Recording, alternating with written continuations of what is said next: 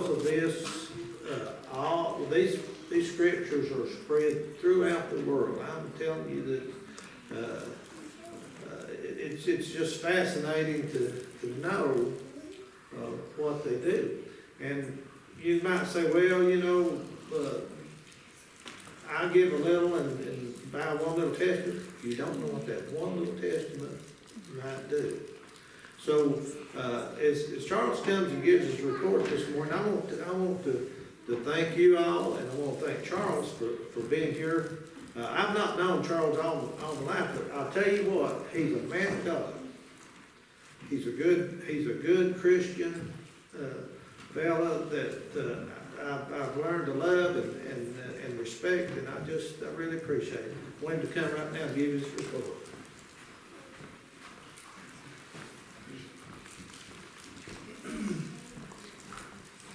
Well, I'll start off with saying I'm glad to be here. Thank you all for having me. And I'm a sinner saved by grace. Nothing special. Nothing about me any different than anybody else. I love the Lord. And these days I failed the Lord, just like our lesson today. But you know, people talking, I can remember being in church. I see Amy back there at City Grove. Years ago, we had a Gideon speaker, and I'd be like, who's a Gideon? I've never heard of a Gideon, and they would come and do their thing and everything like that. But for those of you that don't know who the Gideons are, we're a worldwide organization. Throughout 80 plus countries, we get more and more all the time. We're trying to get into different countries that will not allow you in. There's countries that are Gideons are going in that they really have to be pretty much secretive about what they're doing, because there's times that when they try to give out Bibles and things like that, it's very dangerous. It is extremely dangerous in some countries to do this, so you've got to be smart, and you've got to let the Lord lead. The Gideons that go into these foreign countries, God watches over them, He takes care of them. But the main thing is, it's through your love, and I'm going to get into that just in a minute, is how your love does something that's extremely special, okay? We're men and women. The wives, some of the wives of the Gideons are called auxiliaries, and they do a great service. They go in places that we can't go, and they'll put Bibles, and they'll work, and they do a lot of hard work also. We put them in, of course, hotels. Wayne touched on it. Go to a hotel, you look into the drawer, you'll find the Gideon Bible, okay? From time to time, we go and replace those Bibles. And we spend, buy New Testaments, put in, and from time to time, they even get stolen. Praise the Lord, somebody took the Bible, great. Awesome. I mean, you don't want to see something stolen, but if they're going to steal something, the Bible's a good thing they could even take. You know what I mean? It's great to know the Word of God in somebody's hands. We go to nursing homes. We go to jails. We go anywhere that we can get a Bible, and somebody let us place a Bible, doctor's offices. God, we will put a Bible there for somebody. How many times you went to the doctor and something on your heart, and maybe you're going to have some tests run, and it's really nerve-wracking, you don't know what's going on, and you've got some, you're really just nervous about what's happening.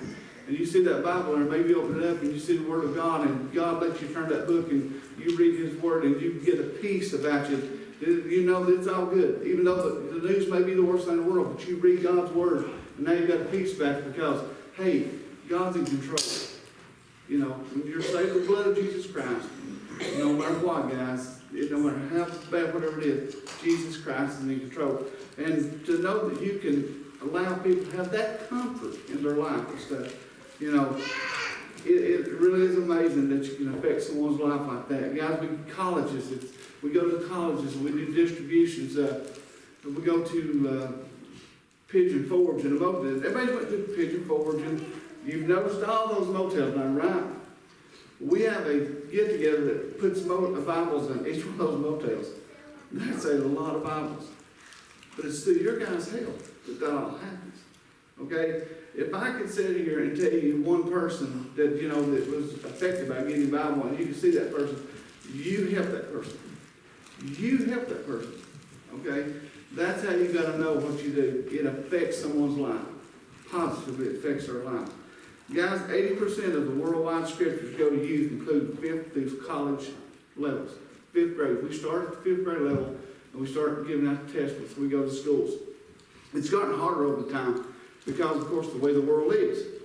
But that's okay. God's still in control. People can do what they want to, but they are not going to get rid of God's word, and that God's still in control, and He is going to make this happen as long as we all keep working toward this, okay? The first Bibles were placed in hotels in 1908. In 1911, the first Bible was placed outside the United States. In 1941, the Bibles were first given to nurses. In 1957, Bibles were placed in prisons. So, you know, this has been going on a long time. This is nothing new. The Gideons are nothing new. We just keep trying to do what those before us, it's that standard they'd set.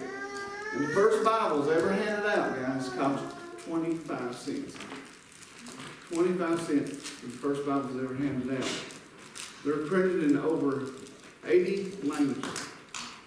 The Bible are. The Bibles are printed in over 80 languages. Guys, the U.S.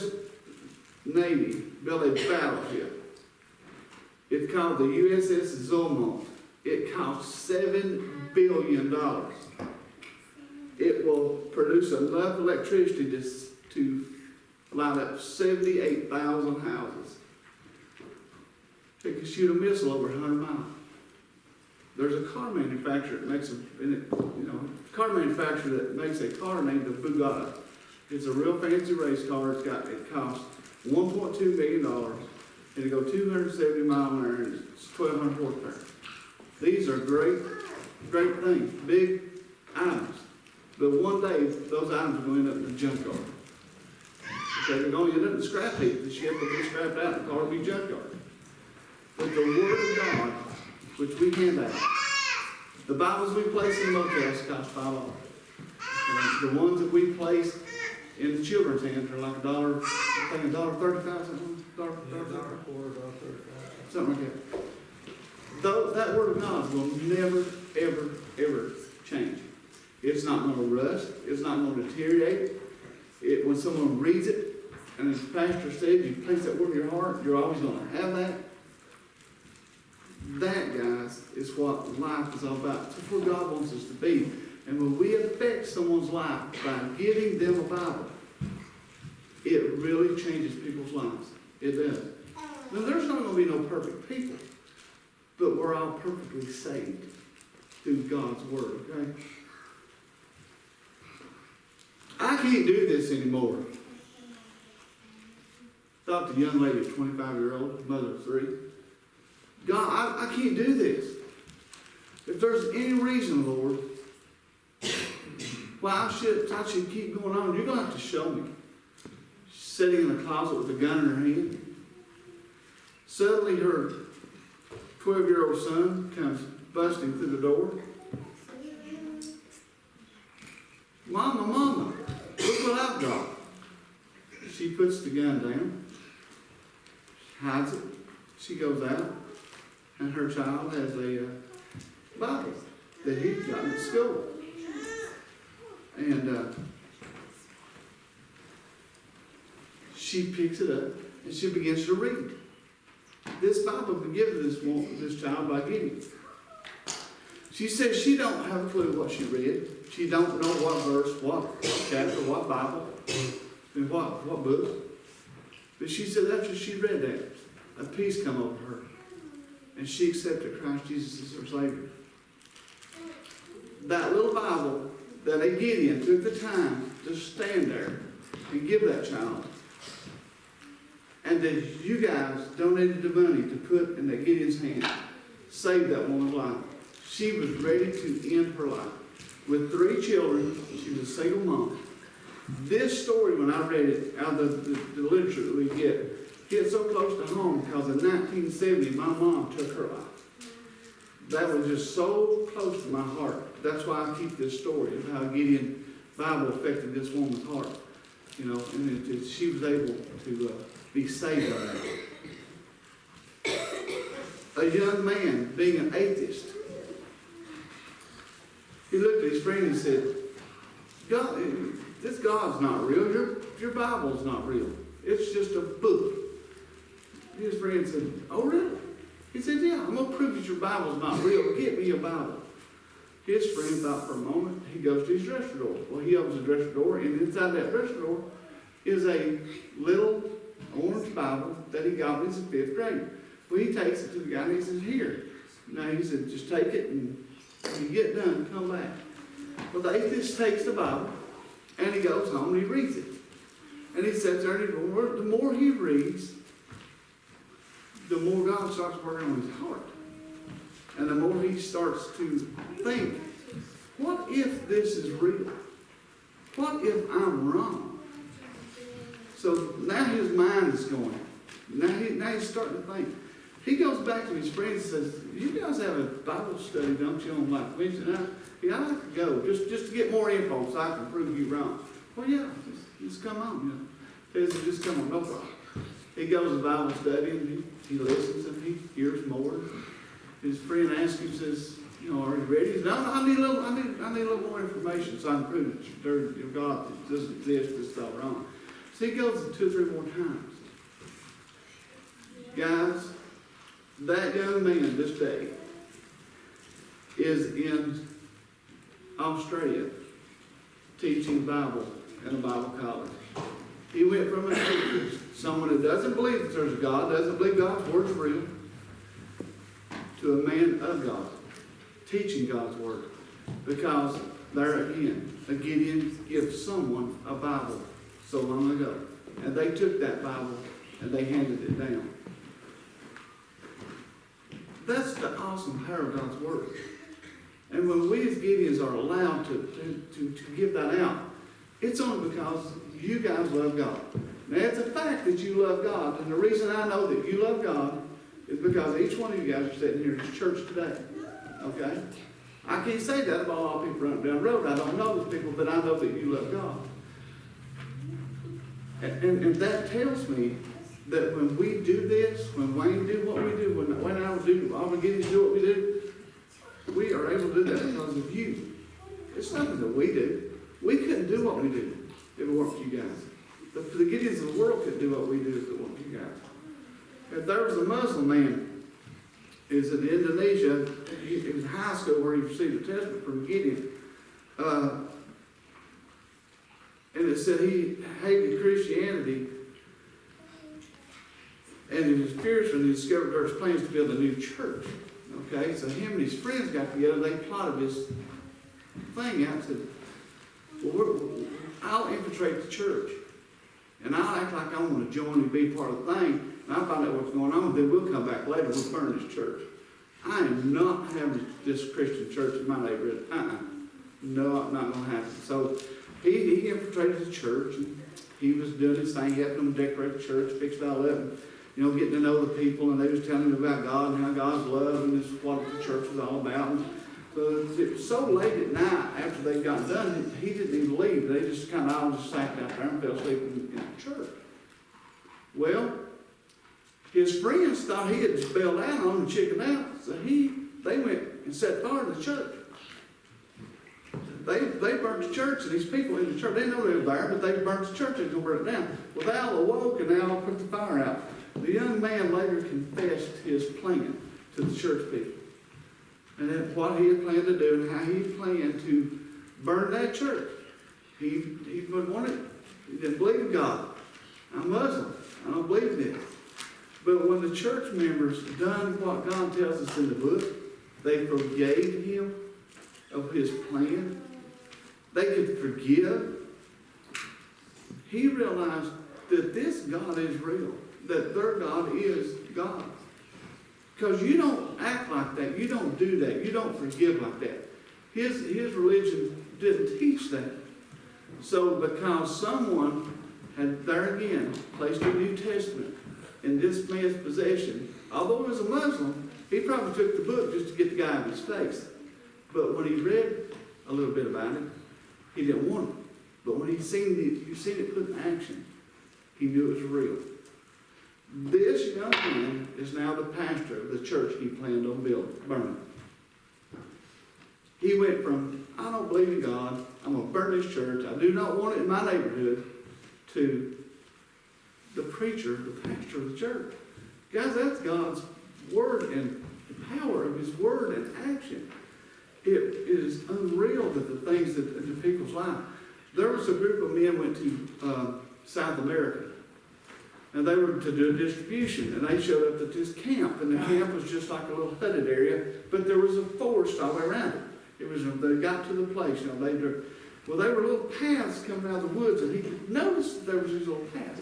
And they got there, it was like dark in the morning, and it was about daylight, and all of a sudden, all these children started coming out of the woods. They were checking them out, and all the kids had a bag with them. Okay, and when they got there, the kids immediately sat down and started eating. Well, he's thinking, well, they're going to take this bag, put the scraps in so the animals don't come around, whatever. Well, he gets to notice them. They was dealing with the scraps that they was hanging on the bag. He got to talking to one of the leaders that brought the kids there. So what's going on with the bag? Well, what's this all about?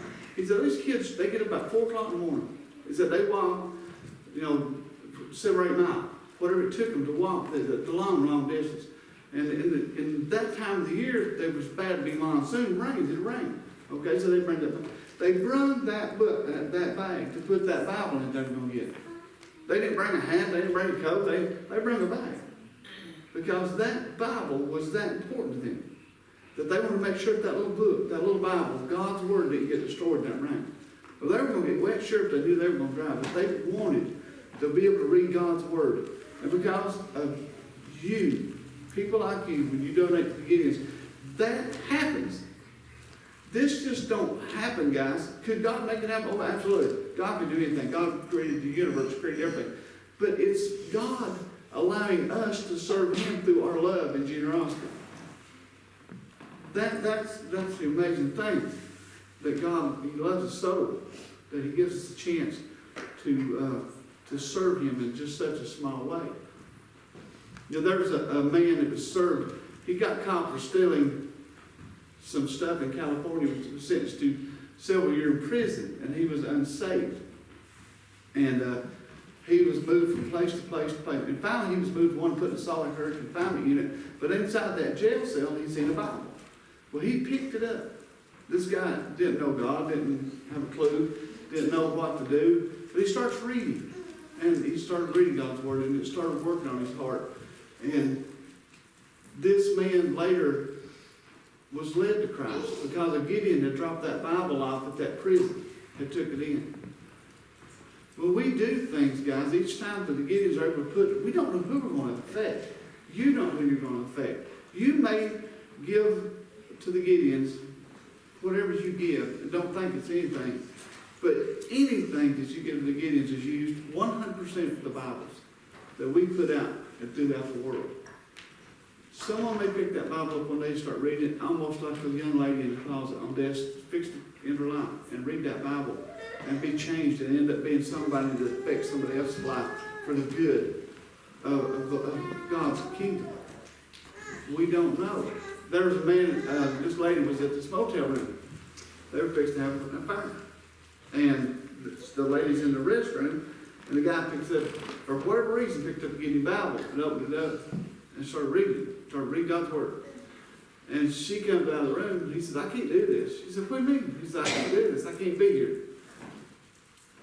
I cannot be here. So he leaves the room. He just leaves.